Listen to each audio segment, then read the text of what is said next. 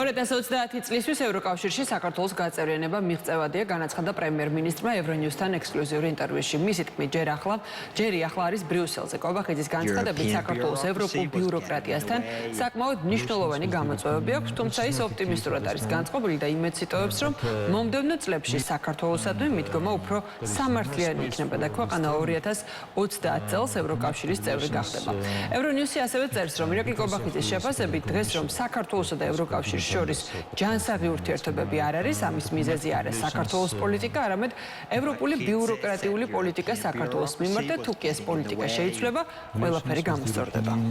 ჩვენ განუხრელად ვივლით ამ მიზნისკენ და ვიმედოვნებთ, რომ მომდევნო წლებში საქართველოსადმი მიდგომა უფრო სამართლიანი იქნება. ჩვენი ურთიერთობების ამჟამინდელი მდგომარეობა ჩვენთვის მიუღებელია. ჩვენ დაინტერესებულები ვართ ევროკავშირთან ჯანსაღი ურთიერთობებით, რასაც ამ ეტაპზე ვერ ვხედავთ, მაგრამ ჩვენ დარწმუნებულები ვართ, რომ ამის მიზეზი არაა საქართველოს პოლიტიკა, არამედ ევროპული ბიუროკრატიული პოლიტიკა საქართველოს მიმართ. ასე რომ თუ კი ეს პოლიტიკა შეიცვლება, ყველაფერი გამოსწორდება.